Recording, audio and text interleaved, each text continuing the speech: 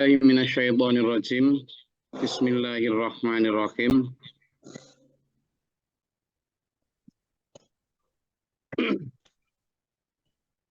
Innallaha la yadhlimu mithqala dzarratin. Sampean diajak, sampean tak ajak, sampean diperintah. Kita semua diarahkan untuk percaya Allah itu tidak setengah-setengah ya. Ini banyak manfaatnya.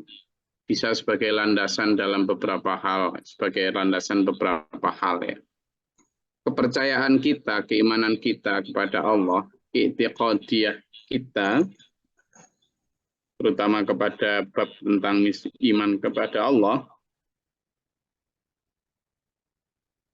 ini sangat kuat jika pondasinya kuat ya.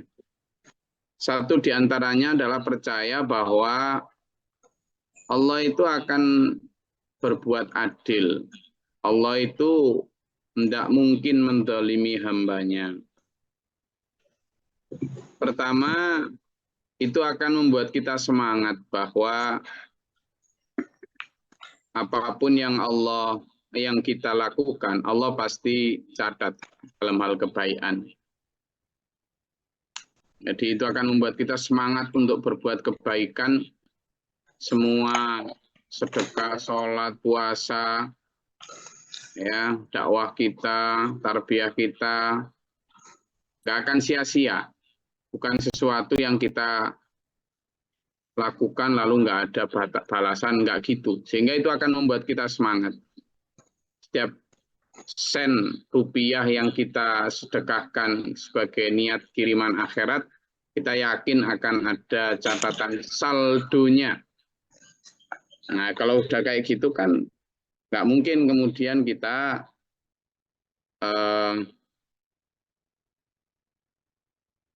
malas-malesan. Kalau iman betul gitu. Itu juga yang kemudian mendorong para dermawan, para sahabat, para nabi dahulu habis-habisan dalam berkorban untuk agama, karena yaitu tadi percaya betul bahwa Allah tidak akan mendolimi, akan dicatat. Bahkan satu tetes keringat yang terjatuh dari tubuh kita saat kita berjuang di jalan Allah, ngudek lulo untuk masjid sekalipun, itu akan dicatat semua sama Allah. Setiap langkah kaki kita menuju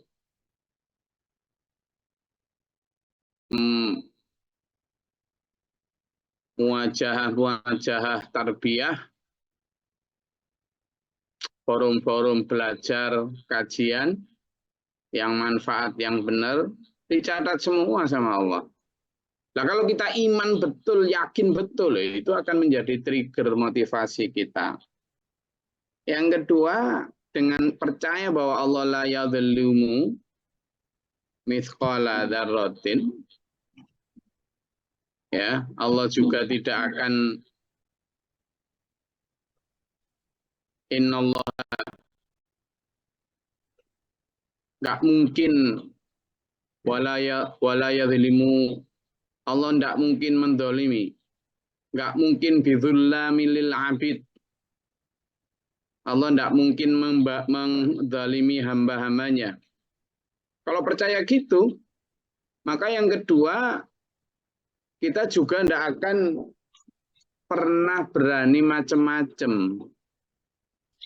Karena yakin bahwa akan dibalas Allah. Tidak usah lirik kanan, lirik kiri sebelum melakukan kejahatan. Toleh kanan, toleh kiri, ada yang lihat enggak ya? Ada. Ada. Ada yang lihat enggak ya? Wah, itu pasti dilihat Allah. Karena apa? Allah pasti mencatat juga. Tolol. Oh, goblok dasmu. Yang semua itu dicatat itu sama Allah itu. Semua itu dicatat sama Allah. Ini doakan saya juga ini. Perlu belajar ini. Kadang satu huruf ucapan kita kepada sesama, kita anggap itu ringan, tidak akan menyakiti atau tidak dosa, tidak salah, ternyata dibagi mereka itu menyakitkan. Nah kalau sudah kayak gitu kan, dicatat juga sama Allah, nanti di akhirat tuh. Wih, kalau lidah kita ini tajam, kemudian sikap kita juga sombong, oh itu nanti banyak yang antri di akhirat untuk menuntut balas itu. Oke Gusti, saya dulu begini begitu. Saya pas lewat rumahnya dia nyindir saya. Kok jalan aja? Motornya mana? Padahal dia tahu saya nggak punya motor. Kan itu ngenyek. Nah, kayak gitu dicatat itu sama Allah. Sampean mau sudah haji, mau sudah ahli tafsir, mau sudah lulusan Kairo, mau lulusan Kairen.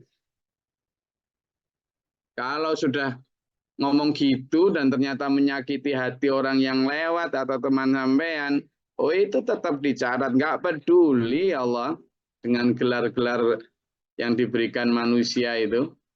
Teman pikir malaikat mungkar nakir atau malaikat Malik penjaga neraka itu takut gitu tak dengan sampean karena viral, karena pengikutnya jutaan. Tidak takut, sapu bersih itu. Makanya dulur, Allah bersudah warning kita. Wa may ya'mal mithqala dzarratin khairan yarah.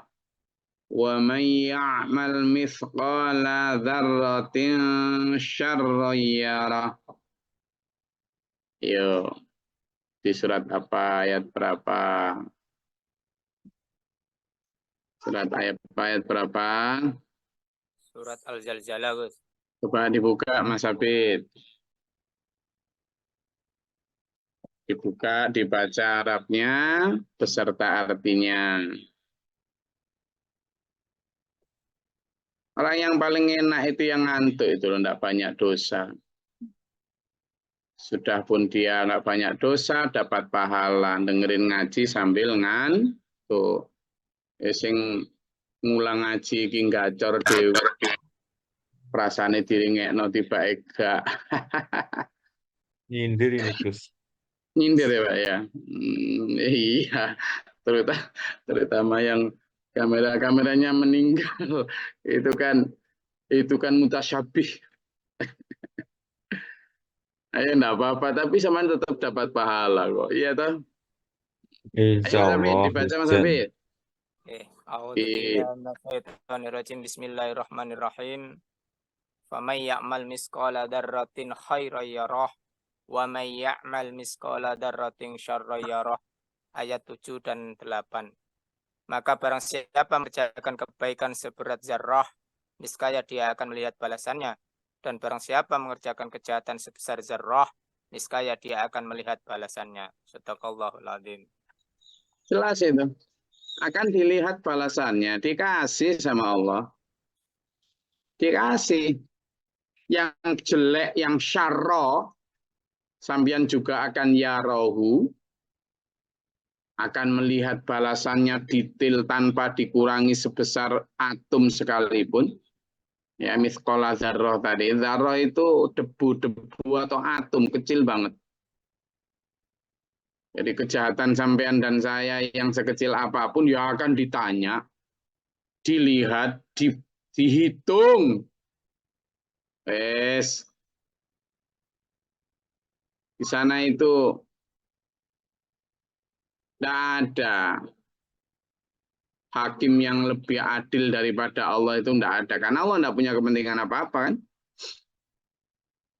Itu. Yang baik pun, wa may ya'mal mithqala dzarratin khairan, ya dah, yang baik dan sebesar darah pun ya rohu akan ditampakkan, sampean juga bisa melihatnya. Jadi baik dan buruk itu tadi saya rasa harus berdasarkan keimanan kita melihatnya. Maka kalau kita percaya bahwa Allah la yazlimu abdahu, tidak akan mendolimi hambanya, walaisallahu bidzullamin lil abid, kan gitu. Wa mallahu bidzullamin lil abid. Dan tidaklah mungkin Allah itu mendolimi hamba-hambanya. Maka dari situ ada beberapa manfaat tadi. Satu, kita akan menjadi semangat untuk berbuat baik, karena pasti tidak akan sia-sia, pasti akan dibalas. Percaya Allah akan la yukhliful mi'ad, tidak akan mengingkari janjinya. Yang kedua, akan menjadi warning kita. Karena percaya bahwa yang jelek pun akan dicatat, kita akan hati-hati banget. Hati-hati sekali. Hati-hati sekali. Tidak berani berpikir, berucap, bertindak, karena pasti akan dicatat juga oleh Allah.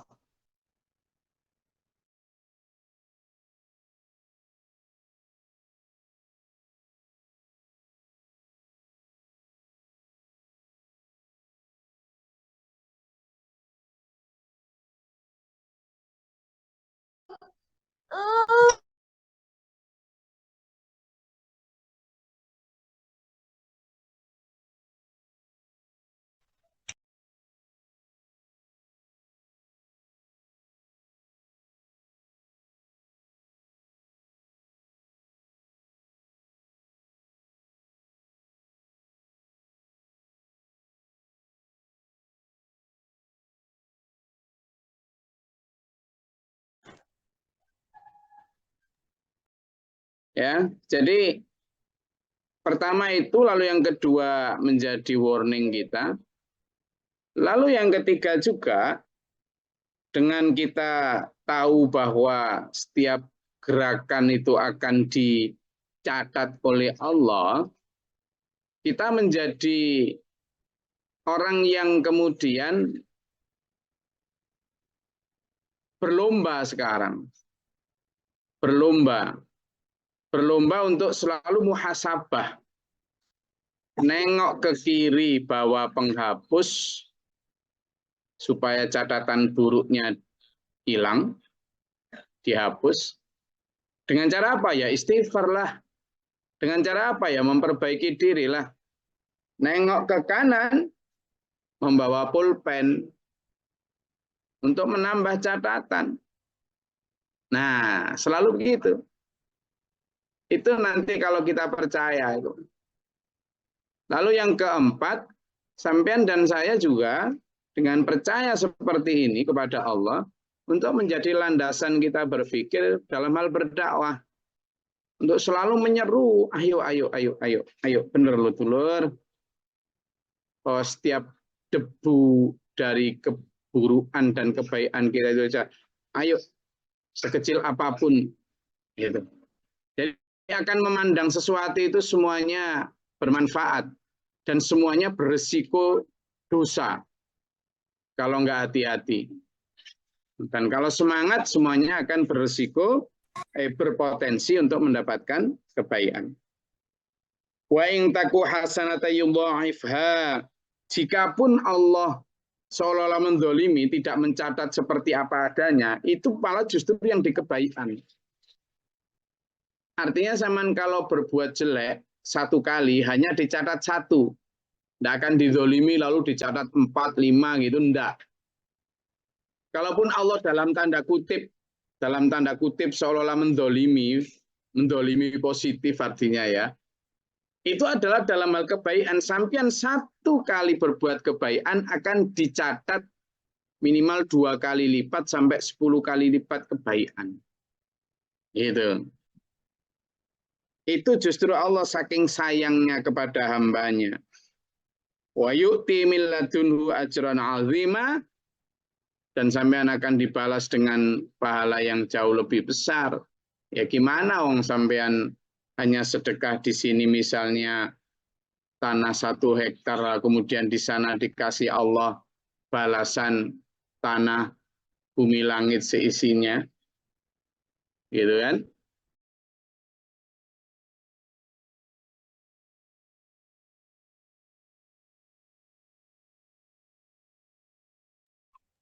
Itu justru Allah. Jadi dalam tanda kutip, kalaupun menzolimi, kalau diartikan sebagai memberi balasan tidak sama dengan apa yang dilakukan, ya malah justru dalam kebaikan Allah begitu kepada hambanya, sebagai bentuk kasih sayang Allah.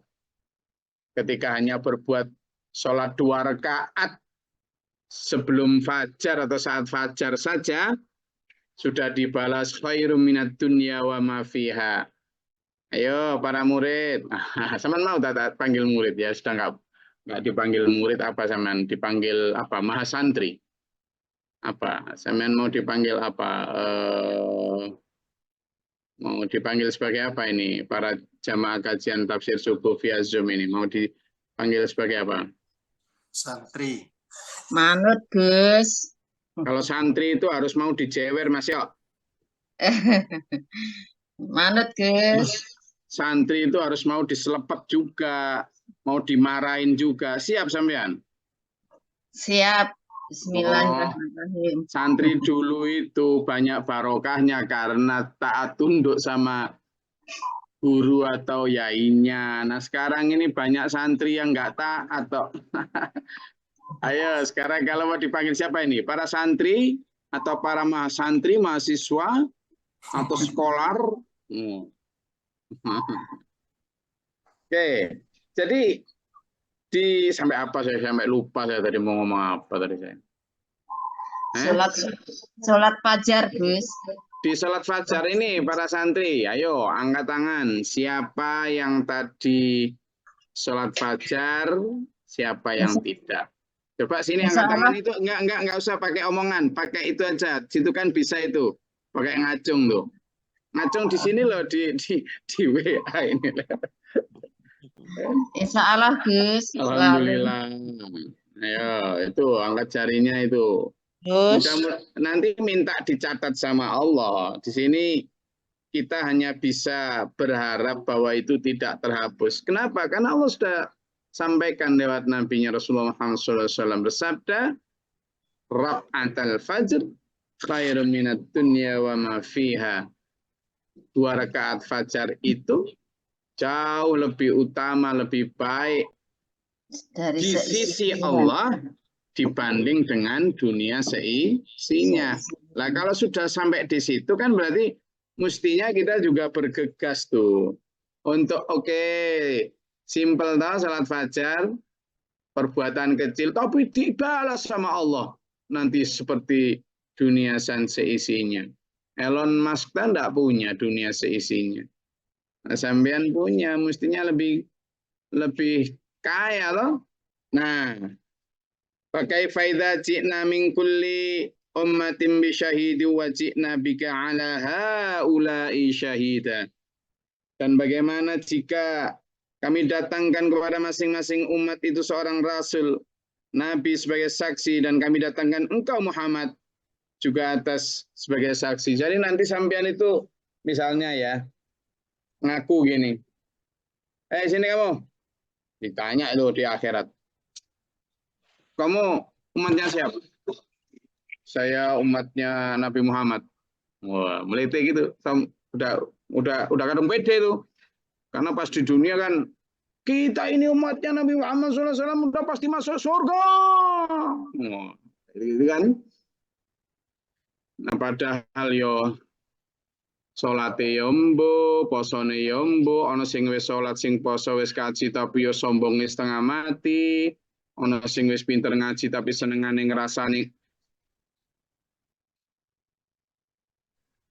ngelokno tangga, ana sing apa? Itu kan nanti ditanya terus Nabi Muhammad dipanggil. Muhammad, kan Allah manggil gitu aja sama beliau Rasulullah, kita yang manggil beliau dengan panggilan mulia. Muhammad, apa benar ini umatmu? Lalu Nabi Muhammad tidak mungkin berani bohong. Nabi Muhammad, dia datang setelahku ya Rasul, ya Allah. Engkaulah yang paling tahu apakah dia umatku atau tidak. Begitu. Maka ditimbang, dilihat. Karena kita tidak bersama Rasulullah, maka ukurannya adalah apakah kita mengikuti sunnah Rasulullah atau tidak kan? Kalau kita ternyata mengikuti seperti apa yang Rasulullah teladankan, oh berarti umatnya Rasul. Tapi kalau kita ternyata meskipun ngaku sampai mulai dari stasiun Genteng Banyuwangi sampai stasiun Gambir Jakarta, aku umatnya Rasul, aku umatnya Rasul, aku umatnya Rasul, aku Rasul, aku umatnya Rasul, aku cinta Rasul. Sampai sana, tapi perilakunya nyenggol kanan, nyenggol kiri, jotos kanan, jotos kiri, ambil kanan, ambil kiri. Kira-kira kemudian dicatat umatnya Rasul, ya enggak masih. Ya enggak. Makanya ada satu hadis menyatakan kisah di mana Rasulullah duduk di telaga Haud, kemudian umat-umat para nabi lain sama-sama mencari nabinya untuk mencari syafaat. Lalu kemudian umatnya Nabi Muhammad SAW berbondong untuk mencari Rasulullah, untuk mencari syafaat. Sebagian sudah mendapat syafaat, ada sebagian golongan besar datang. Lalu dipanggil sama Rasulullah, kemarilah, kemarilah. Kemudian Allah menegur, hai Muhammad, kenapa engkau panggil mereka? Mereka umatku ya Allah. Hai Muhammad, mereka datang setelahmu. Apakah engkau tahu apa yang mereka perbuat sepeninggalmu? Tidak tahu, engkau lah yang maha tahu ya Allah. Mereka pada lahirnya memang mengaku umatmu, tapi perilakunya keluar jauh dari sunnahmu, teladanmu, seperti anak panah yang melesat dari busurnya. Begitu Rasulullah tegur gitu langsung, antum laisa minni, kau bukan golonganku, hus-hus, seperti gembala yang mengusir ternaknya. Nah kalau sudah kayak gitu gimana coba? Makanya Rasulullah akan dimintai saksi nanti di akhirat. Kita pun akan dijadikan saksi. Hai manusia, bagaimana dengan kesaksian apa ketika aku utus Muhammad ini? Apakah dia sudah menyampaikan ajaranku? Nah, itu kan ditanya tuh. Yang hadir pada saat Rasulullah masih hidup. Semuanya akan ditanya. Yaumaidzi yu'addul ladzina kafaru wa 'asawur rasula law tusawwa bihimul ardu.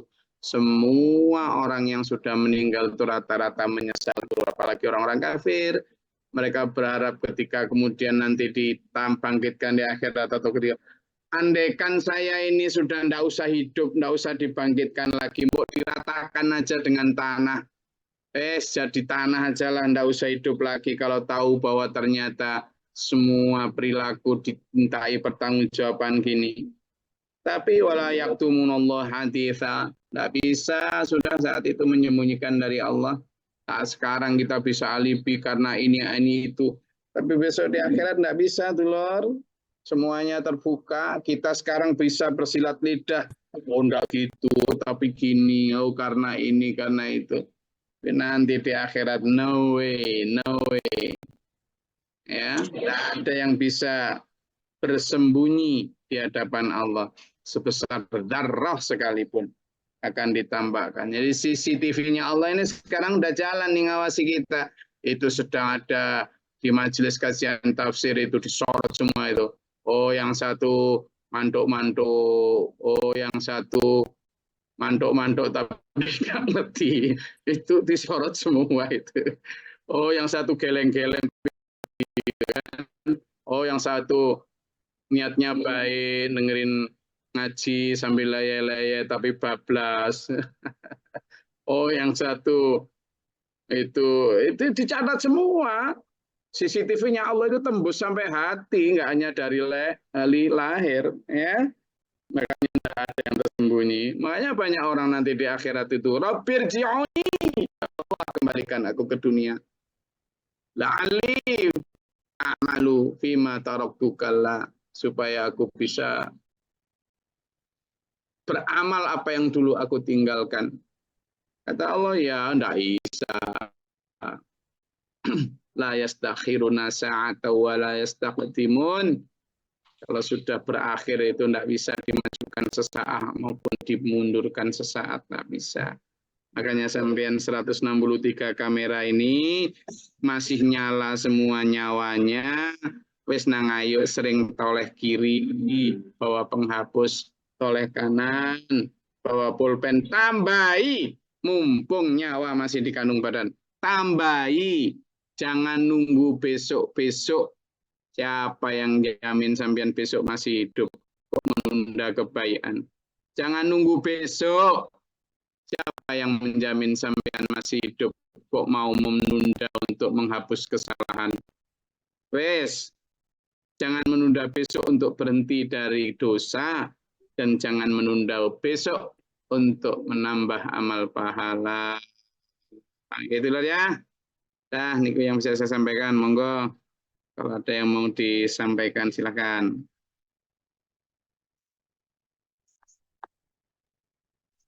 Izin Gus. Siapa ini Mas Rahman? Mana mahasiswa Undip? Kabarnya? Kelihatan wajahnya dong. Udah lama nggak kelihatan gitu kok. Ya, ini yang sering memberi resume catatan sama kita ini. Nah, gitu dong.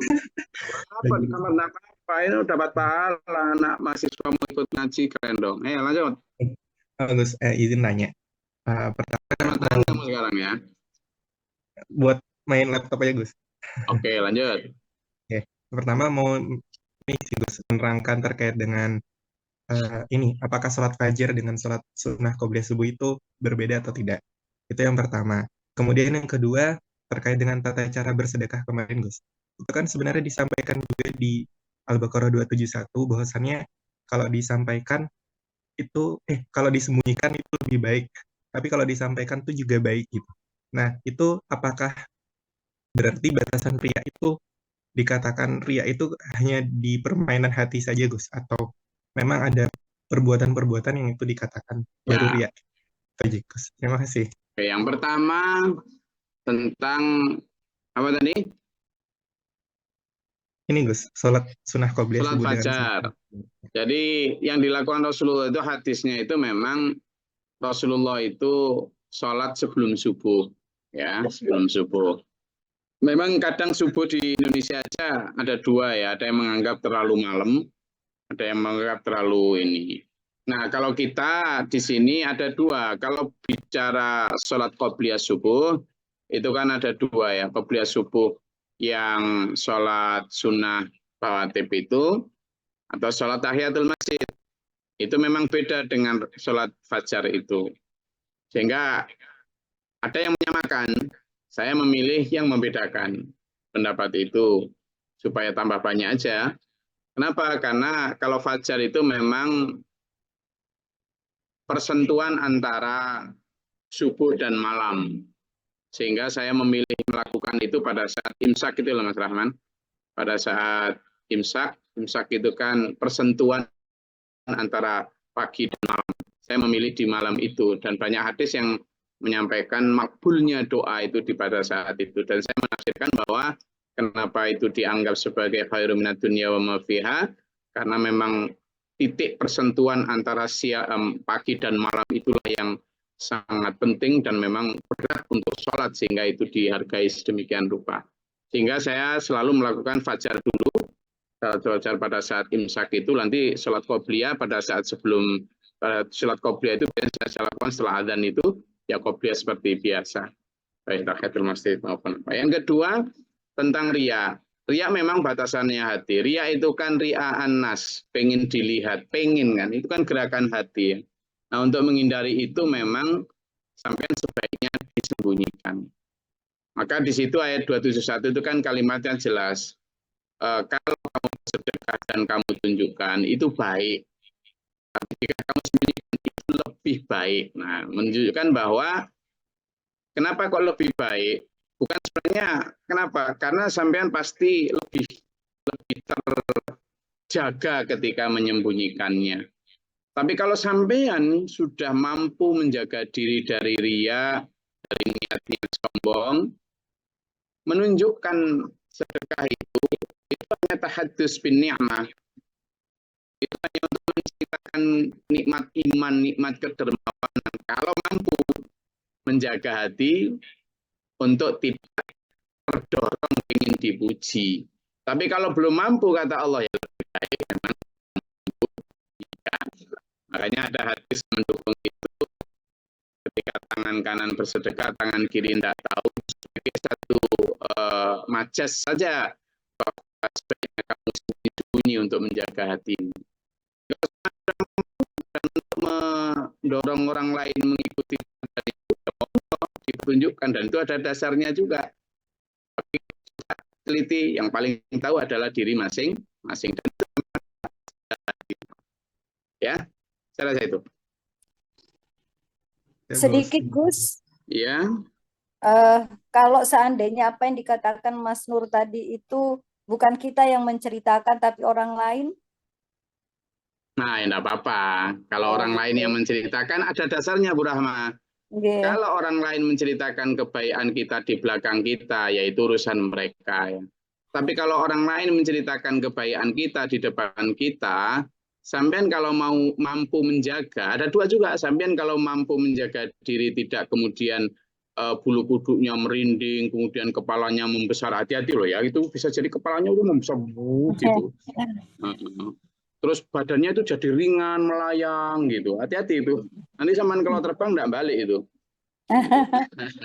Nah, kalau sudah bisa menghindari resiko itu, maka sampean enggak apa-apa, biarkan ada orang. Tapi kalau sampean enggak mampu menghindari itu, kata Nabi, kalau ada orang memujimu di depanmu, siratkan pasir ke mukanya itu. Bukan kemudian sampean suruh melempar pasir beneran, tapi betapa sampean harus menjaga diri untuk tidak mau dibegitukan kalau belum mampu menjaga diri. Istighfar aja Gus atau gimana Iya. supaya Iya, sampean ya Hafid ya Allah jagalah hatiku dari kesombongan ya Allah. Yes, memang menjaga diri itu kepada Allah ya, minta kepada Allah agar dijaga dari, karena setan tuh gelibet terus. Wah, gelibet ini bahasa apa? Gelibet itu. Gelibet itu bahasa Inggrisnya apa ya? Gelibet itu bahasa Indonesianya apa ya, Pak? Nggak ada. Memang bahasa yang paling kaya itu bahasa Jawa. Setan itu gelibet aja di kita itu. Jadi misalnya gini, ya maaf ya, ini tidak sombong ya. Lo ngomong gitu itu lo sambil sombong. Jadi setan pada saat kita sudah tujuan, maaf ini, saya nggak bermaksud sombong ini. Lo ngomong gitu tuh setan udah nginceng di hatinya itu, meskipun nggak dibilang sombong, di hatinya itu dikasih ujub. Tahu ujub? Ujub dari kata ajib, apa? Kagum. Kagum tapi pada diri sendiri. Lah kagum pada sendiri ini sudah cikal bakal riak ini. Nanti kalau sudah riak, jadinya takabur, sombong itu. Itu loh. Nah, makanya hati-hati ya. Ini kalau soal hati itu memang harus hati-hati betul. matur nuwun. Saya rasa itu kajian kita pada pagi hari ini. Sehat semua dulur ya. Saya sudah sampai di Denpasar ini. Alhamdulillah. Karena diperintah Pak Budi segera ke Denpasar, saya ke Denpasar. Tapi nggak tahu ini apa masih bisa ke Tabanan atau enggak ini. Karena di Tabanan tidak ada Pak Burman, hingga kadang ya semangatnya itu saya jadi gimana gitu loh. Karena lihat kemarin kemarin sudah ada yang ditunjukkan trek gandeng apa segala macam. Nah itu nanti kita lihat bagaimana dampak positifnya. Saya rasa itu kajian kita pada pagi hari ini. Semoga bermanfaat dan berfaedah untuk penyemangat kita ya dulur ya. Dan menjadikan kita insya Allah pribadi yang lebih baik di sisi Allah. Semoga Allah mengampuni dosa-dosa kita, menyehatkan jasmani rohani kita, menyelamatkan kita dari serangan Dajjal, menuntun kita dalam siratal mustaqim ila akhir. Allahumma shalli wa sallim barik ala Allahumma fir lil mu'minina wal mu'minat muslimin wal akhirat. Allahumma atina fi man hadayta wa afina fi man afayta wa lana fi man tawallayta wa barik lana fi ma atayta wa qina syarra ma qadayta. Fa innaka taqdi wa la yuqda 'alayka wa inna la yudhillu man tasha'u wa man tabaraka rabbana wa ta'ala alhamdulillah ma qadayta astaghfiruka wa atubu ilaik. اللهم ادع عنا البلاء والوباء والحسن ونجنا من الشيطان ومن الكفار ربنا نجنا ولينا شافينا من القوم الظالمين ربنا ولا ترسلنا في القوم الظالمين اللهم ارفع درجاتنا في الدين خاتمة ربنا اتنا في الدنيا حسنه وفي الاخره حسنه وقنا عذاب النار اللهم افتح لنا باب السماء برحمتك اللهم انزل علينا رحمة في عدد القدر امطار وبدد رحمة الاشجار وبدد رمي البحار وقا اله الملك الجبار برحمتك يا رحمن ربنا آمنا فاكتبنا مع الشاهدين ربنا لا تزغ قلوبنا بعد إذ هديتنا وهب لنا من لدنك ربنا اغفر لنا ذنوبنا وكفر عنا سيئاتنا وتوفنا مع الأبرار ربنا واجعلنا مسلمين لك ومن ذريتنا أمة مسلمة لك وأرنا رب اغفر لي ولأخي ولوالدتي ولذريتنا ولأصحابنا ودخلنا في رحمتك يا سبحان ربك رب العزة عما يصفون وسلام الحمد لله رب العالمين والسلام عليكم ورحمة الله وبركاته Waalaikumsalam warahmatullahi wabarakatuh. اللهم ارحمنا